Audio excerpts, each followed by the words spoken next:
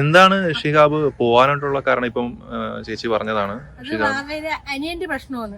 ഇവിടെ ഒരു പെൺകുട്ടിയായിട്ടൊരു കമ്പനി അനിയനും കൂടി ഇവിടെ ഉണ്ടായിരുന്നു. Shri CP Shihab different art സെന്ററിൽ നിന്ന് പുറത്താകേണ്ടി വന്ന സാഹചര്യത്തെക്കുറിച്ചാണ് ഈ വീഡിയോയിൽ പ്രധാനമായ വെളിപ്പെടുത്തലുള്ളത്. ബാബ ചോദിച്ചു, സാറിന് ജോലി കൊടുക്കുമെന്ന് ചോദിച്ചു. അങ്ങനെ അവനെ ഇവിടെ സ്റ്റേജിൽ ജോലി കൊടുത്തായിരുന്നു. മാസം സാലറിയോടെ അവനും ജോലി ചെയ്തത്. മുതുകാടിൻ്റെ ഫ്ലൈറ്റ് തിരുവനന്തപുരത്തേക്കും ഷിഹാബുദ്ദീൻ്റെ ഫ്ലൈറ്റ് കോഴിക്കോട്ടേക്കുമായിരുന്നു. ശ്രീ മുതുകാട് നേതൃത്വം നൽകുന്ന ഡിഫറൻറ്റ് ആർട്ട് സെൻറ്ററുമായി ബന്ധപ്പെട്ട വിഷയത്തിൽ പ്രതികരിക്കാൻ ശ്രീ മുതുകാടിനെ ഫോണിൽ ബന്ധപ്പെട്ടിരുന്നു. അപ്പോൾ അദ്ദേഹം പറഞ്ഞത് ഇപ്പോൾ നേരിട്ട് പ്രതികരിക്കുന്നില്ല എന്ന് പറഞ്ഞ് നമുക്കൊരു വീഡിയോ അയച്ചു തന്നിരുന്നു. ഷൂട്ട് ചെയ്ത് അയച്ചു കിട്ടിയ ഈ വീഡിയോയിൽ ഒരു ചോദ്യകർത്താവ് ക്യാമറയ്ക്ക് പിന്നിൽ നിന്ന് ചോദ്യം ചോദിക്കുന്നു. അപ്പോൾ അമ്മമാർ പ്രതികരിക്കുന്നു. ഷിഹാബ് DACയിൽ ജോലി ചെയ്യുന്ന സമയത്ത് അമ്മമാരോട് പ്രതികരിച്ചിരുന്നതും പിന്നീട് എന്ത് കാരണം കൊണ്ടാണ് ഷിഹാബ് അവിടെ നിന്ന് പുറത്താകേണ്ടി വന്നത് എന്നത് സംബന്ധിച്ചുമാണ് ഈ അമ്മമാർ പ്രധാനമായിട്ടും പ്രതികരിച്ചിരിക്കുന്നത്. മുതുകാട് സാറിനെതിരെ ഷിഹാബ് ഉന്നയിച്ച ആരോപണങ്ങൾക്ക് എന്തെങ്കിലും കഴമ്പുണ്ടോ? ആരോപണങ്ങളെ പറ്റി പറയുകയാണെങ്കിൽ ആദ്യം നമ്മൾ എംപവർ സെൻറ്റർ തുടങ്ങിയ കാര്യം തൊട്ട് പറയണം. 2017 ഒക്ടോബർ 31-നാണ് മാജിക് പ്ലാന്റിനകത്ത് എംപവർ സെൻറ്റർ തുടങ്ങിയത്. ഭിന്നശേഷിക്കാരായ 5 കുട്ടികളും അവരുടെ മാതാപിതാക്കളും ഉണ്ടായിരുന്നു. അവരുടെ പ്രോഗ്രാം ആങ്കർ ചെയ്യാനാണ് ഷിഹാബ് എത്തിയിരുന്നത്. വളരെ നല്ല രീതിയിൽ പൊയ്ക്കൊണ്ടിരുന്ന ഒരു പരിപാടിയായിരുന്നു. വരുന്ന സമയത്ത് കുട്ടികൾ നല്ലതുപോലെ വയലൻ്റ് ആവുന്ന മക്കളായിരുന്നു. ഓരോ സമയത്തും അവരുടെ ഷോ ചെയ്യുന്ന സമയത്ത് അവർ സൈലൻ്റ് ആവും, പക്ഷെ അത് കഴിഞ്ഞാൽ അവരുടെ സ്വഭാവം മാറും. നമ്മുടെ വിഷ്ണുവിന് എല്ലാവർക്കും അറിയാം. വിഷ്ണുവൊക്കെ എന്ന് പറഞ്ഞാൽ എത്ര കസേര പൊട്ടിച്ചെന്നോ എത്ര ഫോൺ പൊട്ടിച്ചെന്നോ നമുക്കറിയാം. അതിനകത്ത് നിൽക്കും അത്രത്തോളം വയലൻ്റ് ആവുന്ന കുട്ടികളായിരുന്നു. അപ്പോൾ അമ്മമാരെ ഒന്നിച്ച് നിന്ന് അവരെ ആ ഒരു രീതിയിൽ സൈലൻ്റ് ആക്കി കൊണ്ടുപോയി. ഷിഹാബും അതിനൊപ്പം നിന്നു. പക്ഷെ ഷിഹാബ് പറയുന്നത് പോലെ 5 മാറും ഷോയൊന്നും എല്ലാ ദിവസങ്ങളിലും ഉണ്ടായിരുന്നില്ല. വല്ലപ്പോഴും ചില അവസരങ്ങൾ, അതായത് ഏതെങ്കിലും കൂടുതൽ ഗസ്റ്റ് വരുന്ന സമയത്തോ പബ്ലിക് കൂടുതൽ വരുന്ന സമയത്തോ മാത്രമായിരിക്കും അങ്ങനെ 4 ഷോ, അതിൽ കൂടുതൽ ഉണ്ടായിരുന്നില്ല. അതും വല്ലപ്പോഴും മാത്രമാണ്. അതുപോലെ തന്നെ ആഹാരം, അത് കുട്ടികൾ ചെയ്യാൻ തയ്യാറായിരുന്നു. കാരണം ആദ്യകാലങ്ങളിൽ അവരത് തയ്യാറെടുപ്പതിന് അവർക്ക് ബുദ്ധിമുട്ടുണ്ടായിരുന്നെങ്കിലും പിന്നെ അവർ ഷോ ആയിട്ട് നല്ലതുപോലെ അവർക്കത് ചെയ്യണം, ആൾക്കാർ വരണം, കാണണം, കയ്യടി കിട്ടണം എന്നുള്ള ആഗ്രഹം മാത്രമാണ് കുട്ടികൾക്കുണ്ടായിരുന്നത്. അതുപോലെ തന്നെ ആഹാരത്തിൻ്റെ കാര്യം പറഞ്ഞു. അതും ചില സമയത്ത് 1 മണിക്കാണ് ഷോ എങ്കിൽ അവർക്കത് ചെയ്യും, അവർ ചെയ്യാൻ റെഡിയാണ്. പിന്നെ അത് ഈ 2017-ലാണ് നമ്മളിത് തുടങ്ങുന്നത്. 2017 സമയം എന്ന് പറയുമ്പോൾ കുട്ടികൾ നേരിട്ട് സ്പെഷ്യൽ സ്കൂളിൽ നിന്ന് ഇങ്ങോട്ട് വന്ന കുട്ടികളാണ്. അവർ ആ ഒരു കൃത്യസമയത്ത് ഭക്ഷണം കഴിച്ചിരുന്ന കുട്ടികൾ. അപ്പോൾ അതിൻ്റെ പേരിൽ ചിലപ്പോൾ അവർ വയലൻ്റ് ആവുകയാണെങ്കിലും ഒരിക്കലും ഇവിടെ നിന്ന് ഭക്ഷണം കൊടുക്കാതെയോ അതിൻ്റെ പേരിൽ ഒരു മാനസിക പീഡനമോ ഒന്നും കുട്ടികൾ നേരിട്ടിട്ടില്ല എന്നുള്ളത് വാസ്തവമാണ്.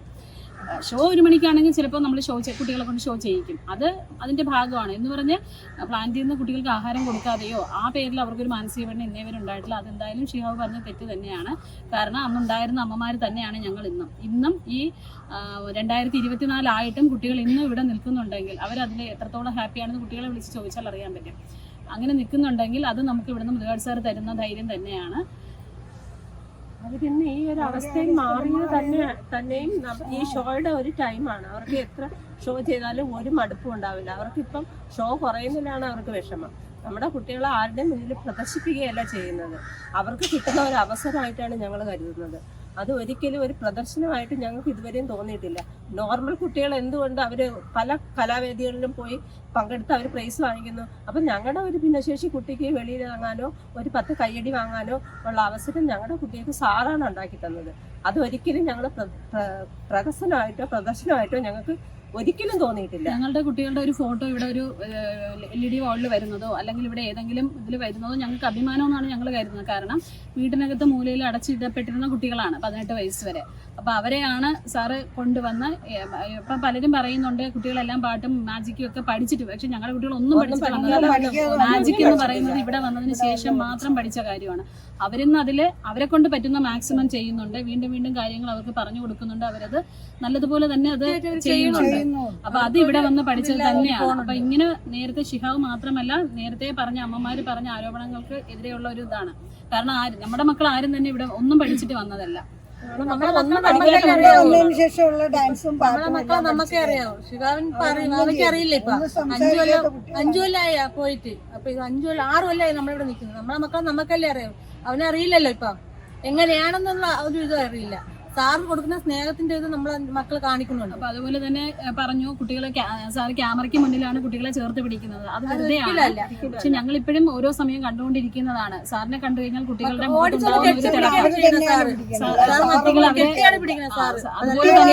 മാത്രമല്ല സാർ അങ്ങനെ ചെയ്യണത്. മക്കളെ എപ്പോഴും കണ്ടാലും സാർ ഓടിയോ കെട്ടിപ്പിടിച്ച് സാറ് മുറി കയറേ ഉള്ളൂ. കുട്ടികൾ ഓടി സാറിന് അടുത്ത് ചെന്നാലും ഒരിക്കലും സാർ അവരെ തട്ടി മാറ്റിയിട്ടില്ല. അതിന് ഞങ്ങൾ സാക്ഷികളാണ്. അപ്പൊ എന്താണ് അങ്ങനെ പറയുന്നത് ഞങ്ങൾക്കറിയില്ല. കാരണം വാവയും അത് നേരത്തെ അനുഭവിച്ചിട്ടുള്ള കാര്യമാണ്. ഇപ്പൊ പിന്നെ വാവ എന്തുകൊണ്ട് അങ്ങനെ പറയുന്നു എന്നറിയില്ല. ഞങ്ങൾ വാവാന്ന് വിളിക്കുന്ന അത്രയും സ്നേഹം ഉണ്ടായിരുന്നത് കൊണ്ട് തന്നെയാണ്. അപ്പോൾ ആ പറഞ്ഞ ആരോപണങ്ങള് ഏകദേശവും തെറ്റ് തന്നെയാണ്. ഏകദേശം എന്ന് പറഞ്ഞാൽ 3/4 തെറ്റ് തന്നെയാണ്. കാരണം ഞങ്ങളെ കുട്ടികളെ പ്രദർശിപ്പിക്കുന്നതെന്ന് പറഞ്ഞത് മറ്റുള്ളവരുടെ മുമ്പ് അവർ ഷോ ചെയ്ത് കയ്യടി നേടുക എന്നാണ്. അതവർക്ക് ആഗ്രഹിച്ച് ചെയ്യുന്നതാണ്. അവർക്ക് ഒരു ദിവസം അങ്ങനെ ഷോ ചെയ്യാൻ പറ്റിയില്ലെങ്കിൽ ഇന്ന് നമ്മുടെ കുട്ടികൾക്ക് വിഷമമാണ്. അപ്പൊ ഇന്ന് ഈ അമ്മമാർ ഓരോരുത്തരും പറയുന്നു. ഇപ്പൊ ഷിഹാബ് തന്നെ പറയുന്നു ഇത് കൂട്ടിക്കെട്ടാനല്ല എന്ന്. എന്നാൽ പോലും ഇതിന്റെ അവസാനം എന്തായിരിക്കും എന്നുള്ളതിൽ പേടിച്ചിട്ടാണ് ഞങ്ങൾ ഇരിക്കുന്നത്. അപ്പൊ അങ്ങനെ ഒരു അവസ്ഥയിൽ എത്തിയാൽ ഈ ഇത്രയും കുട്ടികളെ ഞങ്ങൾ എന്ത് ചെയ്യണം? ഈ പറഞ്ഞ ഓരോ വ്യക്തികളുടെയും വീട്ടിൽ കൊണ്ടാക്കണോ? അത് ഞങ്ങൾ എന്ത് ചെയ്യണം എന്നുള്ളത് ഈ ആരോപണം ഉന്നയിച്ച ഓരോ വ്യക്തികളും ഞങ്ങൾക്ക് മറുപടി തരികയും വേണം.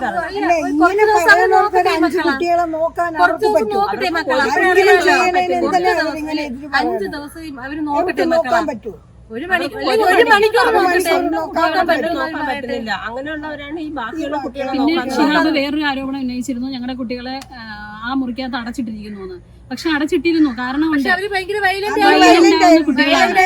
അപ്പൊ ഞങ്ങൾക്കറിയാം ഒരു കുട്ടിയെ തുറന്നു വിട്ട് അവനെ പിടിച്ചു കെട്ടി 4 പേരുടെ മുമ്പ് വെച്ച് അടിച്ച് അവനെ ഉപദ്രവിച്ച് അവനെ നേരെയാക്കുക എന്നുള്ളതല്ല. അവനെ അടച്ചിരുന്നാലും ഞങ്ങൾ അതിന്റെ നല്ല രീതിയിൽ വശങ്ങൾ പറഞ്ഞു കൊടുത്ത് ഞാനാണ് അടച്ചിട്ടിരുന്നത്. എന്റെ 5 മക്കളെ അടച്ചിട്ടത് ഞാനാണ്. വേണ്ടിയിട്ടായിരുന്നു. ആരും പറഞ്ഞിട്ടില്ല. എനിക്ക് അവര് തുറന്നു വിട്ട് കഴിഞ്ഞാൽ അവർ നോക്കണം. അവർ അവിടെ പോയാൽ അവർ പോയിട്ട് തിരിച്ചു വരും. ഇപ്പൊ അവര് പോയാൽ തിരിച്ചു വരും നല്ല ഉറപ്പുണ്ട്. അവരിപ്പോ സാലറി വാങ്ങിക്കുന്നുണ്ട്. അവർക്കറിയാം സാലറി വാങ്ങിക്കുന്നത്. അല്ല ഷോർട്ട് ടൈമൊക്കെ അവർക്കറിയാം. അവർക്ക് ആഹാരം കഴിക്കുന്ന ടൈമും എന്താണെന്നും എല്ലാവർക്കും അറിയാം. അവർ കൃത്യമായിട്ട് അത് ചെയ്യുന്നുണ്ട്. ഷോ എത്ര മണിക്ക് ആ ടൈമിൽ ആഹാരം കഴിക്കാൻ പോലും വരാറില്ല. ഇല്ല ഞങ്ങൾ ഷോ കഴിഞ്ഞാലേ ഞങ്ങൾ ആഹാരം കഴിക്കൂ. ഷോ കഴിഞ്ഞതിന് ശേഷം ഞങ്ങൾ ആഹാരം കഴിക്കാം എന്നാണ് ഇപ്പോഴത്തെ കുട്ടികൾ പറയുന്നത്. അത്രത്തോളം കുട്ടികളിൽ മാറ്റം വന്നു എന്നുള്ളതാണ്. നല്ല മാറ്റങ്ങൾ 2018 ഷിഹാബ് പോയ സമയത്തുള്ള കുട്ടികളെ എന്താണ് ഷിഹാബ് പോവാനായിട്ടുള്ള കാരണം? ഇപ്പം ചേച്ചി പറഞ്ഞതാണ് അനിയന്റെ പ്രശ്നമാണ്. ഇവിടെ ഒരു പെൺകുട്ടിയായിട്ടൊരു കമ്പനി ആയോടൊപ്പം അനിയനും കൂടി ഇവിടെ ഉണ്ടായിരുന്നു. അപ്പൊ വാവ ചോദിച്ചു സാറിന് ജോലി കൊടുക്കുമെന്ന് ചോദിച്ചു. അങ്ങനെ അവനെ ഇവിടെ സ്റ്റേജിൽ ജോലി കൊടുത്തായിരുന്നു. മാസം സാലറിയോടെ അവനും ജോലി ചെയ്തത്. പക്ഷെ ഇവിടെ ഒരു സ്റ്റേജിൽ പെൺകുട്ടിയായിട്ട് ഒരു കമ്പനി ആയിരുന്നു. അത് ഒരു റൂമിൽ കൊണ്ടുപോയത് ജിൻസാർ കണ്ടു. അങ്ങനെ ഭയങ്കര ജിൻസാറായിട്ട് പ്രശ്നമായി. ആ ഒരു പ്രശ്നത്തിലാണ് കൂടുതൽ ദേഷ്യം സാറിന് കാണിക്കാൻ തുടങ്ങിയത്. ജിൻസാർ ആരാണ്?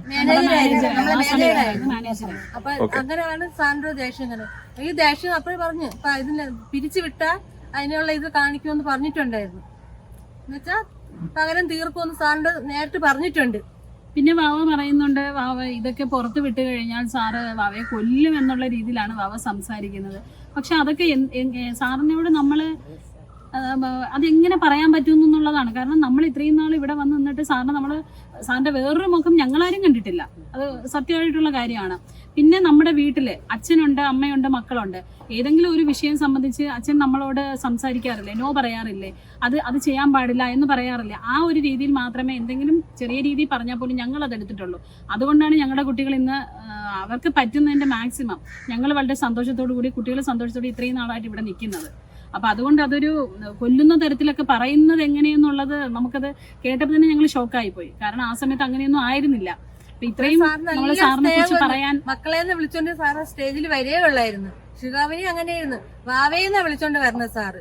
അപ്പൊ അങ്ങനെയുള്ള മനസ്സിന് ഇങ്ങനെയൊക്കെ പറയാൻ എങ്ങനെ തോന്നി വാവയ്ക്ക്? മനസാക്ഷിയുള്ളവരാരും ചെയ്യില്ല. നമ്മൾ എന്തായാലും പറയില്ല.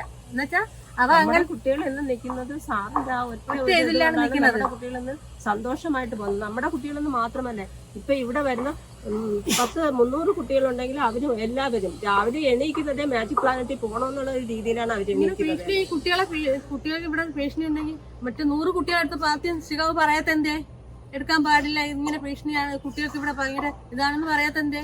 അത് പറഞ്ഞുകൂടായിരുന്നു. ഇപ്പൊ 5 കൊല്ലം എന്തിനാ കാത്തിരിക്കേണ്ട ആവശ്യം വന്നത്? എല്ലാം കഴിഞ്ഞപ്പോഴാണ് അത് പറയേണ്ട ആവശ്യം എന്തിനായിരുന്നു? ചെയ്യാൻ വേണ്ടി അതിന്റെ ആവശ്യമില്ലായിരുന്നു. പിന്നെ സാർ പുറത്ത് ശിവൻ ആദ്യമായിട്ട് സാർ പുറത്തു കൊണ്ടുപോയി. മനസാക്ഷി ഉണ്ടായി അത് ചോദിക്കുമായിരുന്നോ? വെളിയിൽ സാർ ആദ്യമായിട്ടാണ് ശിവനെ കൊണ്ടുപോയി. ഇവിടെ ഉണ്ടായിരുന്നപ്പോൾ വാവയായിട്ട് അത്രയും നല്ല ആത്മബന്ധം തന്നെ ഉണ്ടായിരുന്നു. കാരണം ആ വാവ പറഞ്ഞതുപോലെ ആ ഒരു റൂമിനകത്ത് വാവയും ഞങ്ങൾ 5 കുട്ടികളും അവരുടെ മാതാപിതാക്കളും പിന്നെ 2 സ്റ്റേജ് കോമഡി ആർട്ടിസ്റ്റുമാണ് ഉണ്ടായിരുന്നത്. അപ്പോൾ എല്ലാ കാര്യങ്ങളും പരസ്പരം നമ്മൾ സംസാരിക്കും, അങ്ങോട്ടും ഇങ്ങോട്ടൊക്കെ പറഞ്ഞ് നല്ല രസത്തിലാണ് പോയത്. അതുകൊണ്ട് തന്നെയാണ് 2018 വാവയുടെ കല്യാണത്തിന് ഞങ്ങൾ എല്ലാവരും പോയി ഒന്നിച്ച്. അത്രയും നമുക്കൊരു ഇതുണ്ടായിരുന്നു. അപ്പോൾ പോയി വീട്ടു സാഹചര്യം, വീട്ടുകാരെ എല്ലാവരെയും കണ്ടു. എല്ലാം നമുക്കത് വളരെ സന്തോഷം. ഇന്നും നമ്മൾ അതൊക്കെ നല്ല രീതിയിൽ തന്നെയാണ് ഓർക്കുന്നത്. അപ്പോൾ വാവയ്ക്ക് എപ്പോഴും ഒരു നല്ല ഇത് വരണം എന്നാണ് ഞങ്ങൾ അന്നും ഇന്നും ആഗ്രഹിച്ചുകൊണ്ടിരുന്നത്. പക്ഷെ പെട്ടെന്ന് ഇത് കേട്ടപ്പോൾ ഇത്രയും ഞങ്ങൾ ഒരിക്കലും വാവയുടെ നിന്ന് പ്രതീക്ഷിച്ചില്ല എന്നുള്ളതാണ്. കാരണം എല്ലാം അറിയാമെന്നുള്ളതാണ്. പിന്നെ എന്തുകൊണ്ട് ഇങ്ങനെ ഇപ്പൊ ഷോയുടെ കാര്യം എണ്ണം കൂടിയതെല്ലാം ഞാൻ ആദ്യം പറഞ്ഞു, വല്ലപ്പോഴും ഉണ്ടാകുന്ന കാര്യം അത് നമുക്ക് നല്ല രീതിയിൽ എടുക്കാം. അങ്ങനെ ചെയ്തത് കൊണ്ട് കുട്ടികൾക്ക് മാറ്റം മാത്രമേ ഉണ്ടായിട്ടുള്ളൂ. അതുപോലെ ആഹാരത്തിന്റെ കാര്യം, കുട്ടികൾ എന്നും ഒരേ സമയം തന്നെ പഞ്ചുലായിട്ട് 12:30 അല്ലെങ്കിൽ 10 മണിക്ക് അല്ലെങ്കിൽ 8 മണിക്ക് തന്നെ കഴിക്കണം എന്നില്ല. അപ്പൊ ഷോ ഉണ്ടായിരുന്നാൽ നമ്മൾ അത് നമ്മുടെ ജോലി കഴിഞ്ഞിട്ട് നമ്മൾ ഭക്ഷണം കഴിക്കുക, അത് അവർക്ക് പഠിക്കാനുള്ള ഒരു പാഠമെന്നാണ് ഞങ്ങൾ മനസ്സിലാക്കിയത്. അപ്പൊ ആ തരത്തിലോട്ട് അവരെ എത്തിച്ചതും ഈ ഷോയും ആ സമയമാറ്റവും ഒക്കെ തന്നെയാണ്. പക്ഷെ നല്ല രീതിയിൽ നമുക്ക് പറയാം, വാവ ഇപ്പൊ പറഞ്ഞാലും മോശമായിട്ടും പറയാം. പക്ഷെ മോശമായിട്ട് പറഞ്ഞപ്പോ അത് കുറച്ച് കൂടിപ്പോയി, ഒരുപാട് കൂടുതലായി പോയി. ഇത്രയും കാലം കാത്തിരിക്കേണ്ട ആവശ്യമില്ലായിരുന്നു. ഈ 5 വർഷം പോയപ്പോ തന്നെ കഴിഞ്ഞ ഒരു മനുഷ്യനായിരുന്നു.